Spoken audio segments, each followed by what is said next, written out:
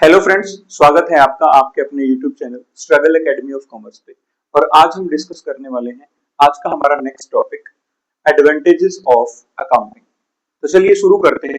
आज का हमारा टॉपिक एडवांटेज ऑफ अकाउंटिंग में फर्स्ट एडवांटेज ऑफ अकाउंटिंग कि जो हमारी अकाउंटिंग होती है वो हेल्प करती है for the helpful for the management helpful for the management. Okay, so देखो बेटा, इस पॉइंट को समझने के लिए आपको पता है हम कोई भी बिजनेस करते हैं तो उस बिजनेस को क्या करना होता है, मैनेज करना होता है। क्या करना होता है, मैनेज करना होता है। और मैनेज करने का काम किसका होता है, मैनेजमेंट का होता है। और मैनेजमेंट जो है मैनेज कैसे करती है, how how the management manage a business organisation, because business के अंदर जो मैनेजमेंट क्या करती है, डिसीजंस लेती है। तो with the help of the decisions the management can manage the business. Means to say कि जो मैनेजमेंट है वो बिजनेस के अंदर फ्यूचर के बारे में क्या कर सकती है, प्लानिंग कर सकती है। पूरे बिजनेस को क्या कर सकती है, कंट्रोल करती है। ठीक है ना, मैनेजमेंट क्या करती है, कंट्रोलिंग करती है, पूरे बिजनेस को कंट्रोल करती है। अब ध्यान रखना है, फ्यूचर के बारे में प्लानिंग कंट्रोल करना वो एक मैनेजमेंट कब कर सकती है, जब उस मैनेजमेंट के पास अकाउंटिंग की फुल नॉलेज हो। ठीक है ना, अकाउंटिंग के बारे में पूरी की पूरी नॉलेज उनके पास है, तभी जो है मैनेजमेंट बढ़िया तरीके से पूरे बिजनेस को मैनेज कर पाएगी, फ्यूचर्स के प्लान के बारे में डिस्कस कर पाएगी, फ्यूचर की प्लानिंग के बारे में डिसीजन ले पाएगी, मींस टू से एप्रोप्रिएट डिसीजन मेकिंग ले पाएगी और बिजनेस को बढ़िया तरीके से कंट्रोल कर पाएगी। ठीक है ना, तो पहला एडवांटेज हमारा अकाउंटिंग का ये रहेगा कि अकाउंटिंग हमारी हेल्पफुल होती है किसके लिए, मैनेजमेंट ऑफ द बिजनेस, ताकि हम बिजनेस को बढ़िया तरीके से मैनेज कर पाए। ठीक है ना, और अगर हमने बिजनेस को बढ़िया तरीके से मैनेज किया है तो वो बिकॉज ऑफ अकाउंटिंग किया है। ठीक है ना, क्योंकि अकाउंटिंग के बेस पे हमारे पास मींस टू से मैनेजर्स के पास, मैनेजमेंट के पास डिफरेंट इंफॉर्मेशन आती है और डिफरेंट इंफॉर्मेशन होने की वजह से मैनेजमेंट बिजनेस के अंदर इंपॉर्टेंट डिसीजंस ले लेती है। ठीक है ना, तो पहली एडवांटेज ये रहेगी कि हेल्पफुल फॉर द मैनेजमेंट, कि जो अकाउंटिंग होती है वो मैनेजमेंट के लिए काफी हेल्पफुल होती है। अब मैनेजमेंट डिसीजन किस बेस पे लेती है, जैसे मान लिया जो मैनेजर्स होते हैं एक बिजनेस के अंदर, वो बिजनेस की कैश फ्लो पोजीशन के बारे में जानना चाहते हैं, मींस टू से कैश फ्लो स्टेटमेंट के बारे में जानना चाहते हैं। कैश फ्लो स्टेटमेंट का मतलब होता है कि एक ऐसी स्टेटमेंट होती है, ये स्टेटमेंट होती है जो बिजनेस के कैश इनफ्लो के बारे में, किसके बारे में, कैश इनफ्लो के बारे में और कैश के आउटफ्लो के बारे में इंफॉर्मेशन देती है, कैश के आउटफ्लो के बारे में इंफॉर्मेशन देती है।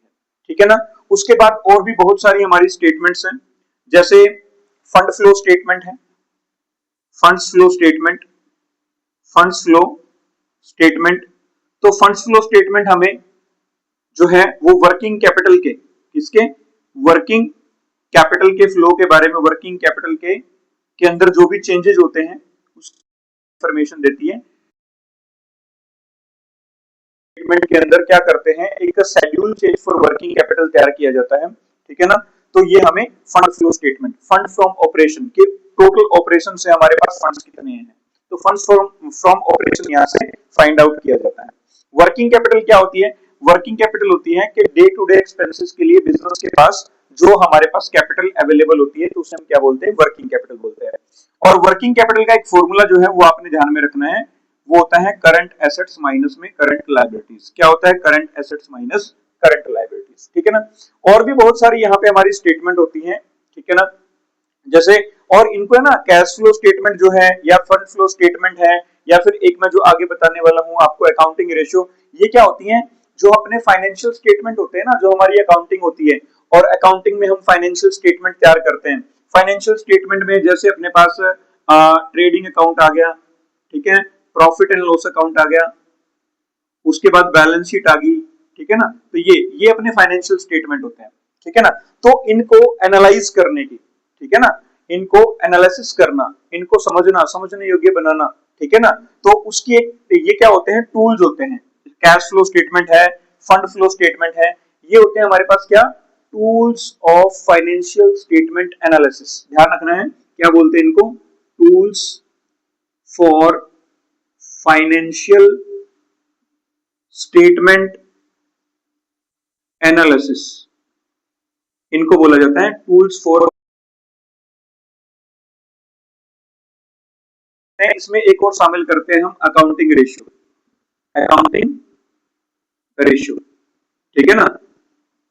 तो रेशियो आपने पढ़ी होगी। तो अकाउंटिंग रेशियो के अंदर, अकाउंटिंग मतलब अकाउंटिंग से रिलेटेड, अकाउंटिंग से रिलेटेड मान लिया बैलेंस शीट है, तो बैलेंस शीट की कोई हमने दो आइटम उठा ली, जैसे मान लिया करंट एसेट ले ली और दूसरी करंट लायबिलिटी, तो इन दोनों के बीच में एक रिलेशन एस्टेब्लिश कर दिया कि current asset divide by current liability. तो ये किसका फॉर्मूला होता है, ये हमारा करंट रेशियो का फॉर्मूला होता है। और करंट रेशियो क्यों फाइंड आउट करी जाती है, ये फाइंड आउट करने के लिए कि जो एक कंपनी है, एक बिजनेस ऑर्गेनाइजेशन है, वो अपनी करंट लायबिलिटी को पे कर सकता है या नहीं कर सकता है। तो इस तरह से जो अकाउंटिंग रेशियो होती है, रेशियो के अंदर क्या होता है कि दो आइटम्स, चाहे वो आपकी प्रॉफिट एंड लॉस अकाउंट से रिलेटेड हो सकती है, इनकम स्टेटमेंट से रिलेटेड हो सकती है, या फिर बैलेंस शीट की कोई दो आइटम जैसे करंट एसेट या करंट लायबिलिटी, इनसे रिलेटेड हो सकती है। तो उनके बीच में क्या बताया जाता है कि रिलेशन एस्टेब्लिश करती है, और एक रिलेशन एस्टेब्लिश करके एक निष्कर्ष निकालती है कि yes this company is able to pay the current liabilities और नॉट। ओके, और इनकी है ना एक स्पेसिफिक रेशियो होती है, जितनी भी रेशियो हम निकालते हैं इनकी एक स्पेसिफिक रेशियो होती है। जैसे मान लिया करंट रेशियो है, करंट रेशियो की एक आइडियल रेशियो होगी, क्या होगी, करंट रेशियो की एक आइडियल रेशियो होगी। जैसे मान लिया ये है अपनी 2:1, मतलब जो करंट एसेट है अपनी वो करंट लायबिलिटी से दुगनी होना कंपलसरी है। तो ये जो हमारी स्टेटमेंट होती है अकाउंटिंग, जो हमारी अकाउंटिंग रेशियो है, tools for financial statement analysis, accounting ratio, उसके बाद cash flow statement, fund flow statement, और भी बहुत सारे हैं, comparative statement, common size statement, वो हम आगे डिस्कस करेंगे। तो ये इन सभी के बेस पे जो मैनेजमेंट होती है वो क्या करती है, डिसीजंस लेती है। और ये सारे के सारे किसका पार्ट है, हमारी अकाउंटिंग का पार्ट है, ठीक है ना। तो इसलिए वी कैन से दैट कि अकाउंटिंग की हेल्प से मैनेजमेंट जो है बिजनेस के अंदर इंपॉर्टेंट डिसीजंस ले सकती है, ताकि फ्यूचर के अंदर हम अपने बिजनेस के ऑब्जेक्टिव्स को अचीव कर पाए। ओके, तो आशा करता हूं कि पहला जो आपका एडवांटेज है वो आपको समझ में आ गया होगा। सेकंड नंबर पे हम डिस्कस करते हैं नेक्स्ट ऑब्जेक्टिव हमारा क्या रहेगा। नेक्स्ट ऑब्जेक्टिव कह सकते हैं या फिर आप इसको एडवांटेज कह सकते हैं कि एडवांटेज ऑफ अकाउंटिंग क्या रहेगा अपने। सेकंड ऑब्जेक्टिव और second advantage is information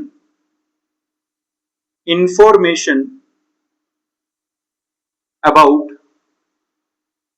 the profit और लॉस, इंफॉर्मेशन अबाउट प्रॉफिट और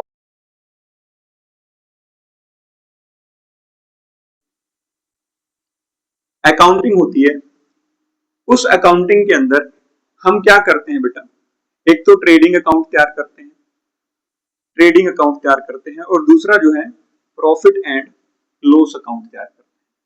तो बेसिकली ये जो दो अकाउंट तैयार किए जाते हैं तो वो प्रॉफिट एंड लॉस के लिए तैयार किए जाते हैं। तो ट्रेडिंग अकाउंट जो है वो आपका नॉमिनल अकाउंट होता है। कौन सा अकाउंट होता है, नॉमिनल अकाउंट होता है। और जो आपका प्रॉफिट एंड लॉस अकाउंट है वो भी आपका कौन सा अकाउंट होता है, नॉमिनल अकाउंट होता है।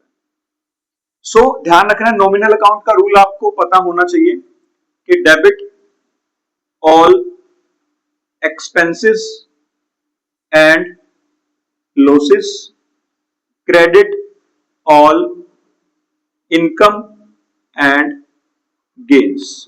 तो इसका मतलब क्या हुआ कि जो आपका ट्रेडिंग अकाउंट है उसके डेबिट साइड में सारे एक्सपेंस आते हैं और लॉसेस आते हैं। तो same profit and loss account में भी डेबिट में सारे क्या आएंगे, एक्सपेंसेस आएंगे और लॉसेस आएंगे। और यदि हम बात करें प्रॉफिट एंड लॉस अकाउंट की क्रेडिट साइड में सारी इनकम आएंगी और गेन्स आएंगे, और सेम ट्रेडिंग अकाउंट के अंदर भी इनकम एंड गेन्स आएंगे, ठीक है। अब यहाँ पे बात करते हैं कि जो ट्रेडिंग अकाउंट है वो हमें किस बारे में इंफॉर्मेशन देता है। वो इंफॉर्मेशन देता है ग्रोस प्रॉफिट के बारे में या फिर ग्रोस लॉस के बारे में। ठीक है।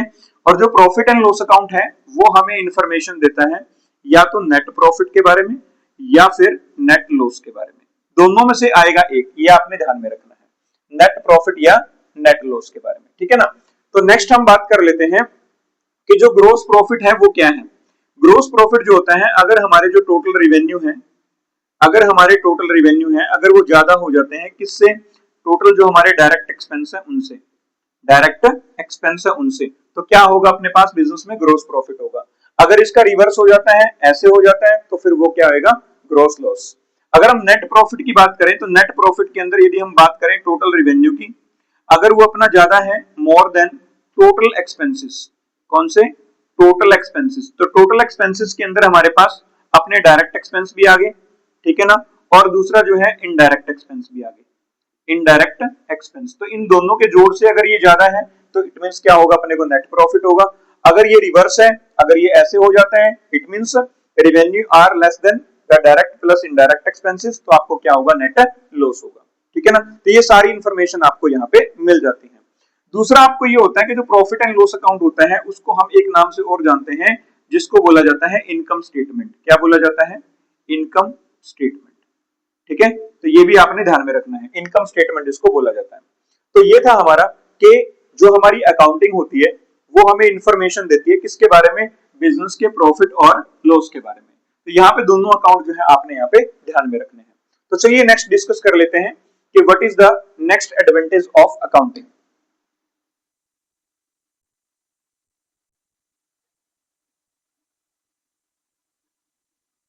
Next advantage of accounting, that is information about the financial position. तो एक बात आपने यहाँ पे ध्यान में रखनी है कि जो हमारी अकाउंटिंग है वो हमें इंफॉर्मेशन प्रोवाइड करवाती है, किस बारे में इंफॉर्मेशन, फाइनेंशियल पोजीशन के बारे में इंफॉर्मेशन देती है। तो चलिए समझते हैं कि फाइनेंशियल इंफॉर्मेशन अकाउंटिंग कैसे आती है। देखो जी, जो हमारी अकाउंटिंग होती है तो उस अकाउंटिंग में हम ट्रेडिंग अकाउंट बनाते हैं, प्रॉफिट एंड लॉस अकाउंट बनाते हैं। इसके अलावा एक और स्टेटमेंट तैयार करी जाती है अकाउंटिंग के अंदर, जिसका नाम है बैलेंस शीट। क्या नाम है इसका, बैलेंस शीट।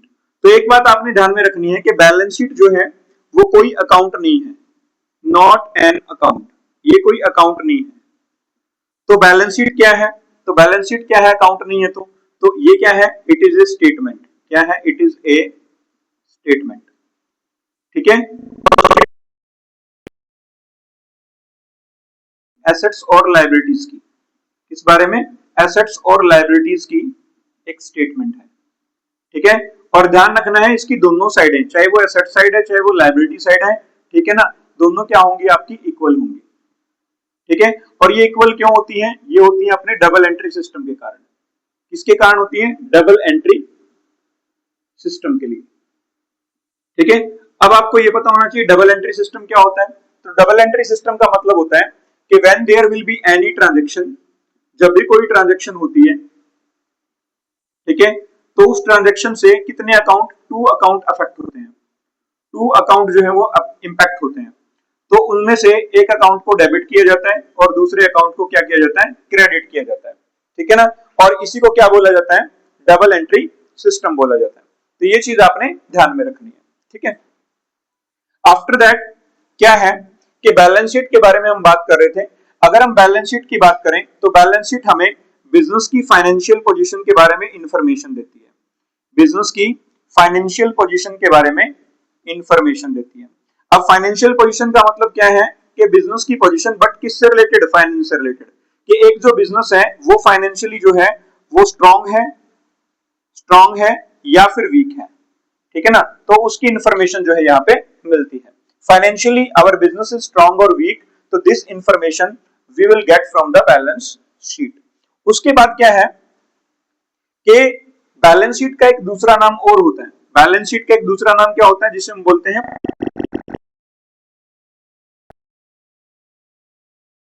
बारे में इंफॉर्मेशन देती है। और पोजीशन कौन सी, फाइनेंशियल पोजीशन, ठीक है ना। तो इसलिए आप इसको पोजीशन स्टेटमेंट भी कहते हैं, ठीक है ना। तो इस तरीके से जो हमारी थर्ड मेन एडवांटेज थी अकाउंटिंग की वो क्या थी कि इंफॉर्मेशन, हम एडवांटेज डिस्कस कर लेते हैं। नेक्स्ट एडवांटेज हमारी कौन सी रहेगी? तो नेक्स्ट एडवांटेज के अंदर आपके पास आती है कंपैरेटिव स्टडी। कंपैरेटिव स्टडी, तो कंपैरेटिव स्टडी का मतलब क्या है? कंपैरेटिव स्टडी का मतलब होता है कि यदि हम अकाउंटिंग करते हैं, यदि हम अकाउंटिंग करते हैं तो ध्यान रखना बेटा, तो अकाउंटिंग जैसे आपने, ये हमारा ईयर चल रहा है 2026 और 27, और इससे पिछला जो गया हमारा 2025 और 26, ठीक है। तो पिछले साल जो आपने फाइनेंशियल स्टेटमेंट तैयार करी थी, फाइनेंशियल स्टेटमेंट जो आपने बनाई थी, ठीक है, मतलब जो भी आपने ट्रेडिंग अकाउंट बनाया, जो भी आपने पी एंड एल अकाउंट बनाया, या फिर जो भी आपने बैलेंस शीट तैयार करी, ठीक है, तो उसका जो कंपैरिजन है, उसका जो कंपैरिजन है, ठीक है, वो आप आगे फ्यूचर में इस साल के जो भी अपने फाइनेंशियल स्टेटमेंट होंगे, जो भी अपने फाइनेंशियल स्टेटमेंट होंगे, ठीक है ना, चाहे वो आपका ट्रेडिंग अकाउंट है, चाहे वो आपका पी एंड एल अकाउंट है, चाहे वो आपकी बैलेंस शीट है, ठीक है ना, तो आप उनका कंपैरिजन बड़ा इजीली कर सकते हैं। तो इसका मतलब क्या हुआ कि यदि हम अकाउंटिंग करते हैं तो हम पिछले साल के जितने भी अपने प्रॉफिट्स हैं, जितनी भी अपनी फाइनेंशियल पोजीशंस हैं, जो भी आपकी स्टेटस रहा, उसका कंपैरिजन आप फिलहाल इस ईयर से कर सकते हैं। जैसे मान लिया पिछला, या फिर ये भी हो सकता है कि अगर हमारी जैसी कोई फर्म है जो वही बिजनेस कर रही है जो हमारी फर्म बिजनेस कर रही है, ठीक है ना, तो उसके जो फाइनेंशियल स्टेटमेंट है उनसे भी आप कंपैरिजन कर सकते हैं।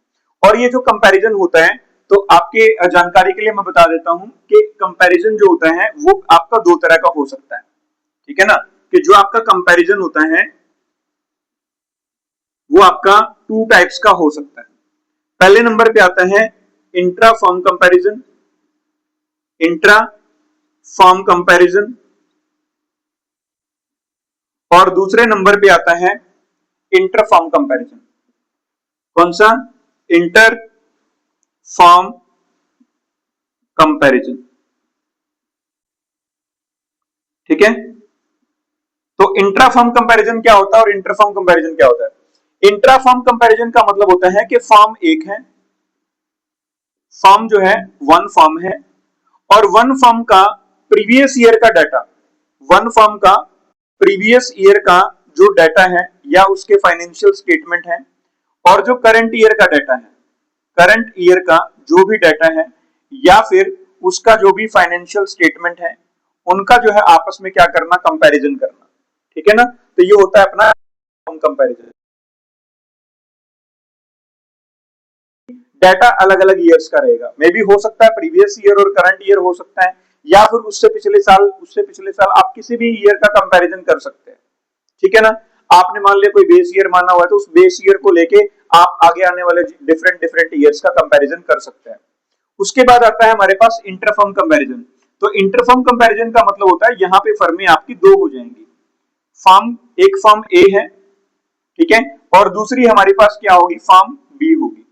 उनका बिजनेस एक जैसा होगा, और एक जैसा है तो उसके फाइनेंशियल स्टेटमेंट जो भी होंगे, फाइनेंशियल स्टेटमेंट जो भी होंगे, trading account, profit and loss account, balance sheet, तो उसका कंपैरिजन जो फर्म बी है उसके फाइनेंशियल स्टेटमेंट से करा जाएगा, ठीक है ना।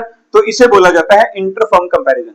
मतलब ये कि जब फर्में दो होती हैं उनका हम आपस में कंपैरिजन करते हैं, उसके फाइनेंशियल स्टेटमेंट का कंपैरिजन करते हैं, this is called inter firm comparison. और जब फर्म हमारे पास एक ही होती है और प्रीवियस ईयर से और करंट ईयर से उनका कंपैरिजन किया जाता है, तो उसे बोला जाता है क्या? Intra firm comparison. ओके, तो इसलिए अकाउंटिंग से हमें जो है क्या रहेगी? एक एडवांटेज रहेगी। चलिए नेक्स्ट डिस्कस कर लेते हैं, नेक्स्ट एडवांटेज हमारे पास कौन सी आती है। नेक्स्ट एडवांटेज में हम डिस्कस करने वाले हैं नेक्स्ट वन, कहते हैं evidence. Evidence in the court.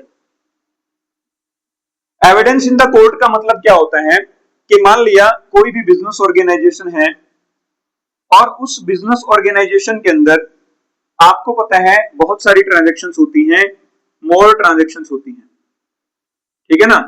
अब उन ट्रांजैक्शंस में एक पर्सन था, मान लेते हैं ट्रांजैक्शंस जो है उन ट्रांजैक्शंस में एक पर्सन ए नाम का कोई पर्सन था, उसने क्या करी बिजनेस के अंदर ट्रांजैक्शन करी, कितनी, मान लेते हैं 20 लाख रुपीस की, कितनी ट्रांजैक्शन करी, 20 लाख रुपीस की ट्रांजैक्शन करी, 20 लाख रुपए की, ठीक है ना।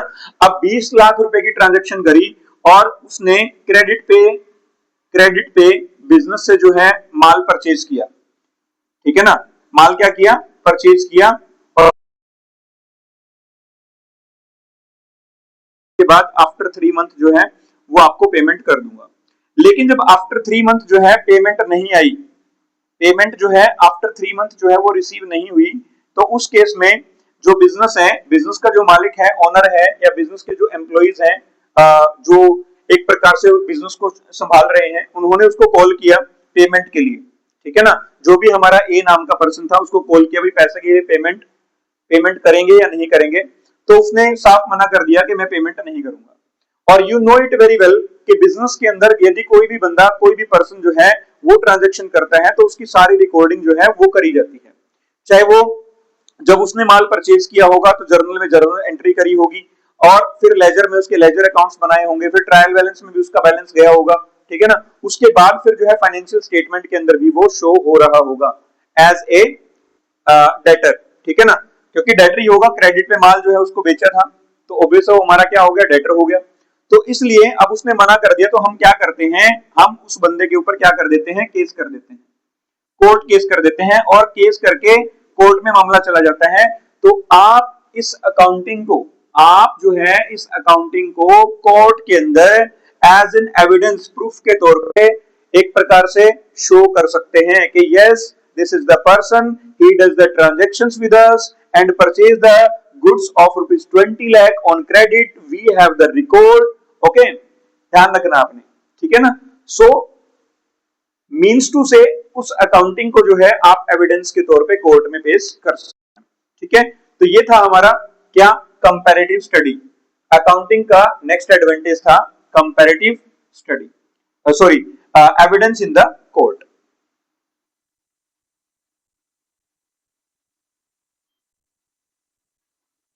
नेक्स्ट वन यदि हम डिस्कस करें, नेक्स्ट क्या एविडेंस यहाँ पे क्या इसका एडवांटेज रह सकता है, ठीक है ना।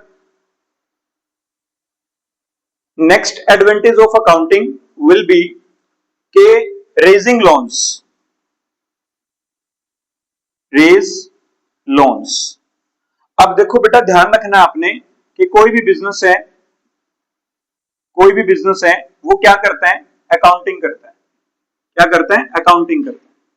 तो अकाउंटिंग के अंदर जैसे ही वो बैलेंस शीट के अंदर उसकी सारी की सारी इंफॉर्मेशन होती है, ठीक है ना, तो उस बैलेंस शीट के बेस पे अगर वो अपनी बैलेंस शीट किसी भी बैंक के सामने रखे और बैंक से कहे कि हमें क्या चाहिए, लोन चाहिए, तो जो बैंक होते हैं वो बैलेंस शीट को सबसे पहले क्या करते हैं, स्टडी करते हैं, बैलेंस शीट को क्या करते हैं, स्टडी करते हैं कि इस बिजनेस के ऊपर जो है इसके डेटर्स कितने हैं, इसके क्रेडिटर्स कितने हैं, तो ऑलरेडी जो है इसके ऊपर लोन कितना चल रहा है, बिजनेस के अंदर कैपिटल कितनी लगी हुई है, अगर मैं इसको लोन प्रोवाइड करवाऊंगा तो क्या ये बैंक जो है एक जो ये बिजनेस जो है वो हमारी पेमेंट वापस कर सकता है कि नहीं कर सकता है विद इंटरेस्ट, ठीक है ना। तो इसलिए बैंक यदि लोन देंगे तो वो किस बेस पे देंगे, वो बिजनेस की अकाउंटिंग के बेस पे देंगे,